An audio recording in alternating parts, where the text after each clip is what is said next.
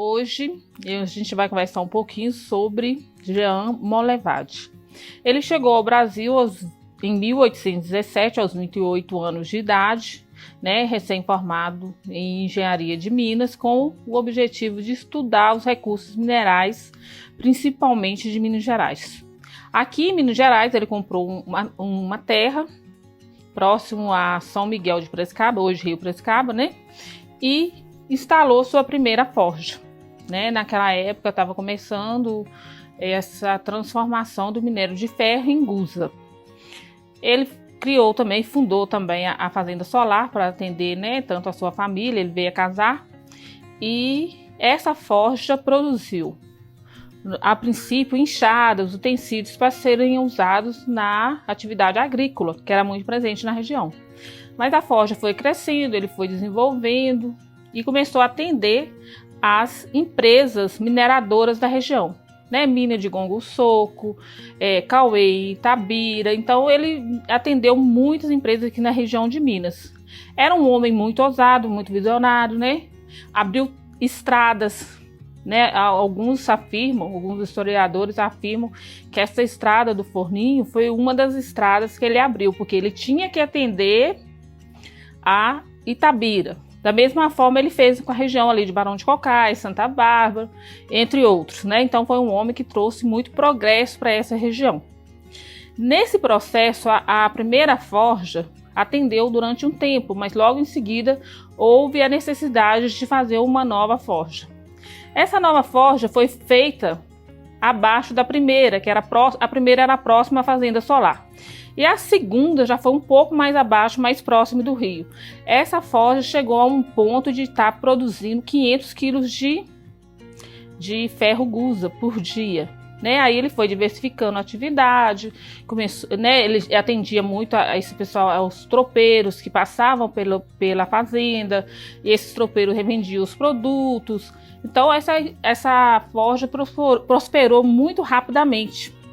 E houve a necessidade de começar a se pensar na terceira forja. Mas o Jean Monlevade veio a falecer em 1872, e seu filho deu prosseguimento à fábrica. Houve-se então a necessidade de construir a terceira fábrica. O prédio que abriga a terceira fábrica é o prédio que hoje está instalada a usina hidrelétrica do Jacuí, que atende a usina.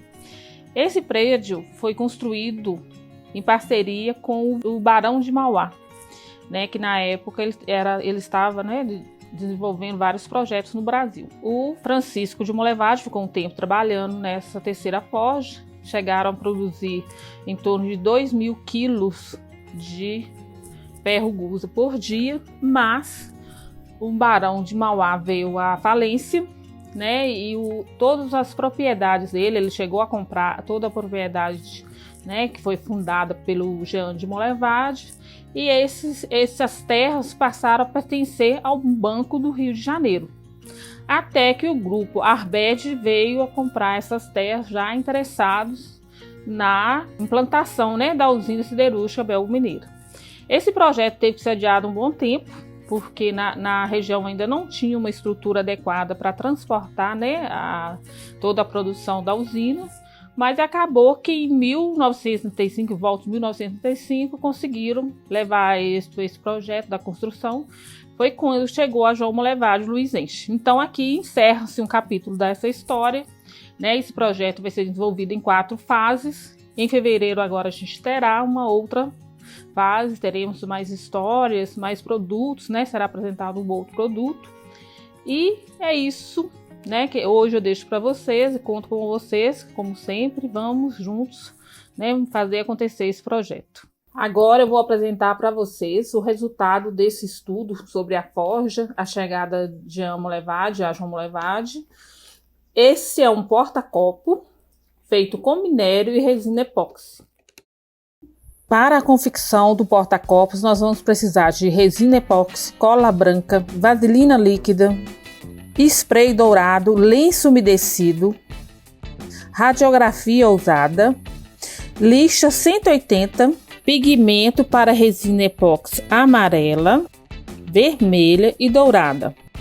Copos descartáveis de 200 ml, 50 ml, álcool de posto, uma talhadeira, tampas de potes, minério em pó, palitos de churrasco de picolé, caneta de reto projetor, cola de silicone, trena e papel higiênico para limpeza das mãos e objetos, martelo, soprador, pedra de minério. Essa pedra é uma pedra, essa pedra eu achei, né, retirei aqui na natureza bastante tempo atrás, eu nem me lembro onde que foi mais. E guardei aqui em casa, era uma pedra bem grande. E como que eu fiz para mim, e nós vamos utilizar no porta-copos o minério em pó e esses pedacinhos, esses caquinhos de minério. O que que eu fiz? Não é muito fácil quebrar isso não, tá, gente? Mas tem, assim, põe os maridos e os filhos aí, acha alguém aí para te ajudar.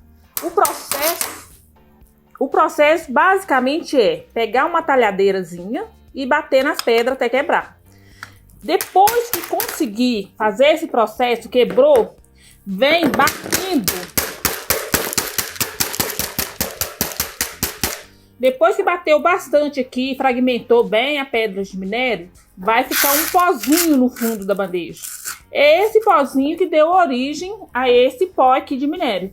Então, para fazer esse porta-copo, nós vamos usar o minério em pó e esses fragmentos, pedacinhos pequenos de minério, tá? Esse minério vocês acham aqui na região facilmente, tá bom? Então é isso. Vamos primeiro preparar o minério, agora nós vamos passar para a parte de preparar a resina.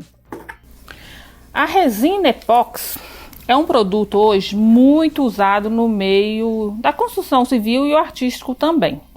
É com a resina epóxi que é desenvolvida essas mesas de resina, o porcelanato líquido que o pessoal está usando muito no chão. Basicamente, a resina epóxi é o mesmo componente do Durepox. No Durepox, para ele ficar sólido, põe alguns aditivos. E no caso da resina epóxi, são dois líquidos, normalmente a resina e o endurecedor. Cada produto desse tem uma proporção, depende de fabricante, depende de marca. Essa resina aqui é a resina transparente de baixa espessura que eu vou estar utilizando para fazer o porta-copo. E essa resina vocês encontram tranquilamente no Mercado Livre. Essa eu adquiri no Mercado Livre. Vocês entram na internet, tem vários fornecedores, é um produto de fácil aquisição. Por que que eu optei por usar a resina no projeto? Porque a nossa história é uma história recente, é uma história nova. E a resina vem trazer uma dureza para o minério de ferro que é bem legal, é bem interessante, uma resistência muito grande.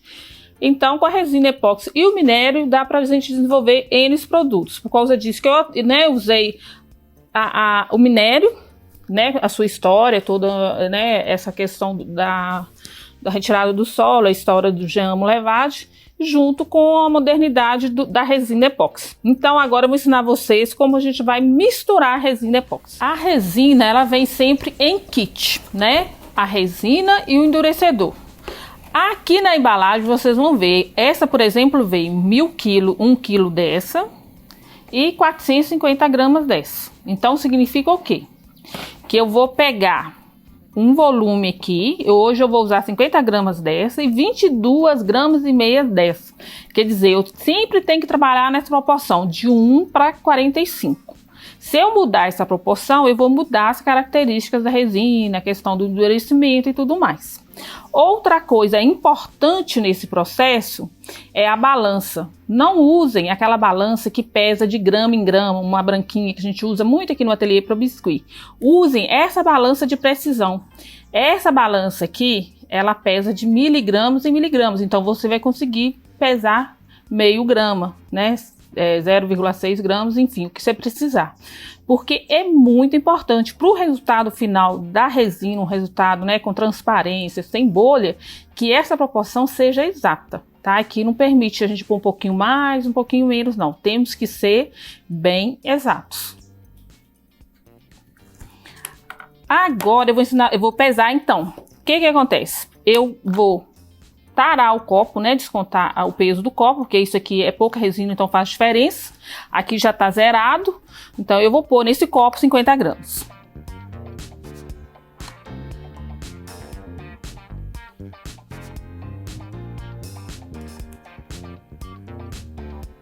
né? No finalzinho, assim, eu gosto de pôr devagarzinho, bem devagar, pra gente tentar acertar. E mesmo assim é difícil. Aqui, ó, passou um pouquinho.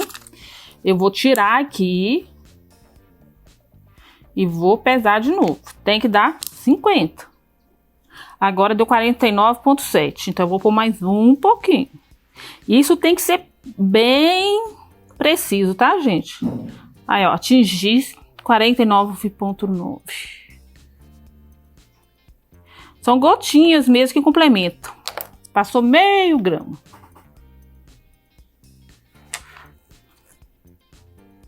Tá, beleza. Agora, eu não gosto de juntar os dois aqui, vim pesando os 22,5 do endurecedor aqui não. Porque se passa um pouquinho, fica muito difícil. Então, eu pego um copinho desses de café, né? Nesse caso aqui é pouca coisa. Vou zerar também. E vou pôr aqui as 22,5 gramas que eu preciso de endurecedor, certo?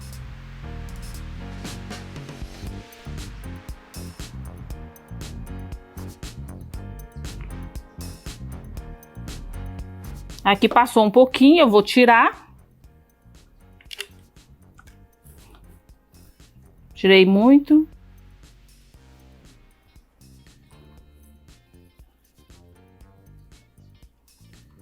Aí, agora deu.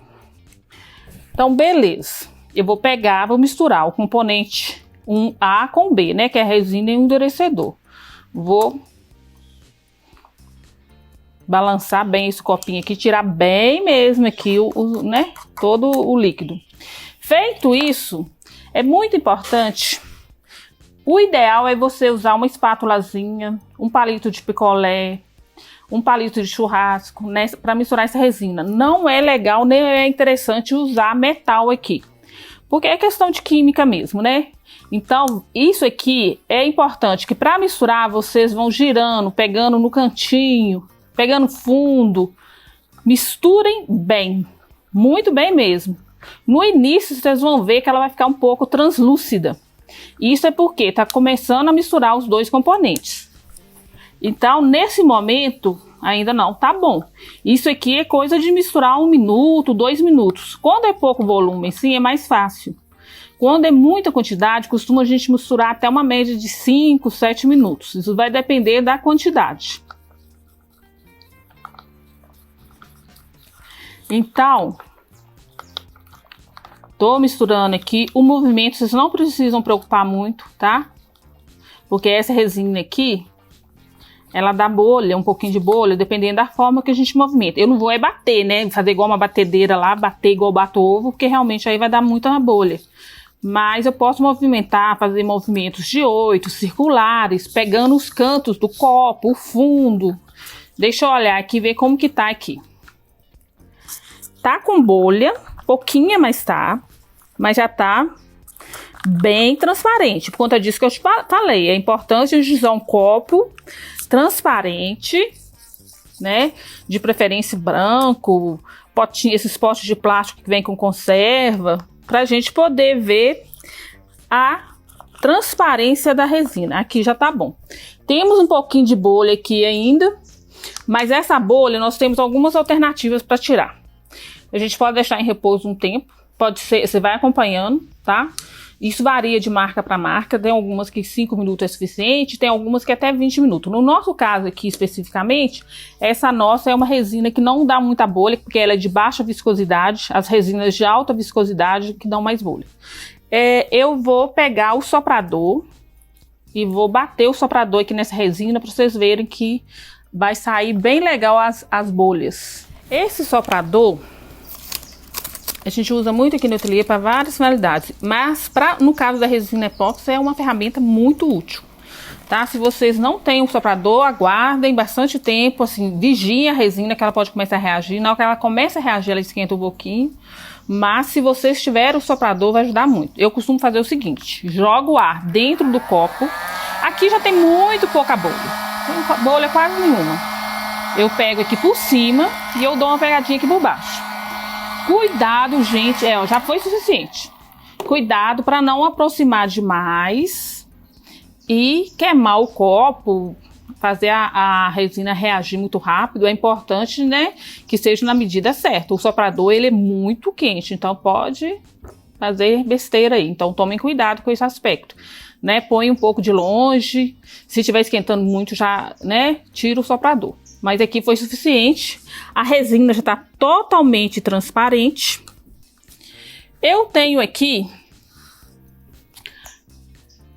já adiantado uma tampinha. Isso aqui é uma tampinha dessas de pote. Essas potes de condimento, de temperos, de frios que a gente compra no supermercado. Essa tampinha aqui, ela tem em média 8 centímetros. Um porta-copo, normalmente o ideal é entre 8 e 10, né? Porque tem vários tamanhos de copo. Xícara, por exemplo, você quer usar numa xícara, então esse aqui não pode ser menos. Então, o que eu fiz? Para facilitar o processo, eu precisava de uma forma, eu fiz vários testes, estou testando isso tem um tempo. Mas eu achei o mais viável, o mais fácil, né? Questão de acessibilidade para vocês adquirirem, é essas tampinhas. De repente, nem precisa de comprar, né? Vocês têm aí na casa de vocês e utilizem, né? E a vantagem dessa tampinha é que você pode fazer várias vezes, né? A tampinha, você consegue tirar a resina sem danificar a tampinha. Nós vamos então usar essa tampinha, tá? Eu tenho algumas aqui, várias dela. Só que antes a gente colocar a resina, tem uma coisa muito importante. Vocês vão pegar um pincel macio. Por que é importante um pincel macio? Porque se você pega um pincel duro, uma trinça dessa de pintar a casa, vai marcar esse fundo todo, fica arranhado. E a resina, ela tem uma capacidade de captar todos esses pequenos relevos, né? E ainda mais essa que é de baixa viscosidade, ela é bem líquida, então ela pega todas as imperfeições que tiver. Então, por causa disso, é importante usar um pincel macio. Eu peguei vaselina aqui dentro do vidro, olha, mas eu tô tirando o excesso. É uma camada leve, tá, gente? Vocês não vão sair enchendo isso aqui de vaselina, não. É só o suficiente para untar um pouquinho, para soltar. Tomando esse cuidado que eu falei de pôr pouca quantidade e usar um pincel macio. Não tem um pincel macio, não? Pode ser até uma espuma, um pedacinho de espuma. Então, beleza, aqui tá untado. Eu preciso agora virar a resina aqui. Eu faço uma camada fina, em torno de 15 gramas. Então, o que eu faço? Vou pôr essa tampinha aqui em cima da minha balança e vou virar aqui 15 gramas.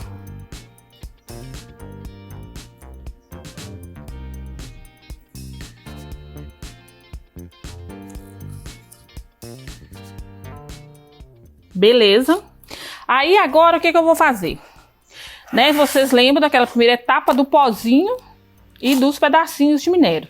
Primeiro, eu vou fazer uma camada aqui no fundo do pó, para dar tipo para não ficar aparecendo nenhum ponto transparente aqui nesse minério. Eu quero ele bem fechadinho, bem coberto. Então, primeiro eu pego o pó, ponho aqui no centro da minha tampinha. Tá? Não precisa preocupar muito, não. O importante aqui é não deixar espalhar muito, ficar mais no centro. Eu vou mostrar a vocês. Eu deixei bem no centro aqui, ó, bem aqui. Então, agora, eu vou misturar esse minério com a resina. Misturei aqui, ó. Bom, é mais ou menos aqui no centro, não precisa preocupar muito, não. É importante que o meio fique coberto. Aqui ficou todo coberto. Então, eu vou deixar um palitinho aqui. E eu agora vou pegar lasquinhas, pedacinhos de minério, e vou tapando aqui no centro. Por quê? Eu quero que dá esse volume, que traz a memória lá do minério sendo extraído lá na natureza, né? Porque ele é extraído em pedaços, né? Na rocha mesmo, igual eu mostrei a pedra. Depois ele é triturado para ser transformado, né, no pozinho, porque será aquecido. Então, observem bem, eu pus a pedra aqui no centro, né, da minha tampinha, a pedra de minério. Só que eu não posso deixar ela muito alta, porque se eu deixar ela muito alta, primeiro eu vou gastar muito resina, e segundo, dependendo da altura aqui da borda, né, da tampinha, eu não vou conseguir tampar a pedra, então o copo não vai equilibrar aqui em cima. Então é importante que eu pegue um palitinho, né, uma coisa, e venha aqui dando uma amassadinha aqui, ó, ajustando essas pedrinhas aqui, ó, de forma que ela fique bem baixinha. Que eu vejo o volume aqui do minério, mas que ele fique mais baixo. Eu gosto de puxar as beiradinhas aqui, ó, porque se a gente quiser, a gente pode usar esse porta-copo de um lado e do outro. É bem interessante. Então, beleza. Eu cheguei nesse ponto aqui, eu paro e espero uma média de 24 horas para secar completamente. Por quê? A próxima etapa aqui é fazer a resina vermelha, laranja e a resina dourada. São as cores do fogo, né? Porque esse minério em contato com o fogo, lá nos alto-fornos, né? Nos caldeirões, ele se transforma em gusa. Então, eu trouxe memória desse processo de transformação do minério. Então, é importante deixar isso aqui secar, porque eu não quero que esse minério se misture com a resina colorida que a gente vai colocar aqui. Tá bom? Então, basicamente é isso. Vamos aguardar. Dependendo se o dia estiver quente ou frio, pode variar isso, tá, gente? De repente, fique seco ao toque de um dia, tipo assim, com 20 horas. Aí vocês que vão acompanhar aí o processo e vão avaliar. Eu gosto também, nesse processo, de deixar tampado. Pegue um prato, uma tampinha, qualquer coisa e põe aqui. Porque não é incomum, tá? Vir um bichinho e pousar aqui na resina. E ele vai ficar grudado, com certeza, né?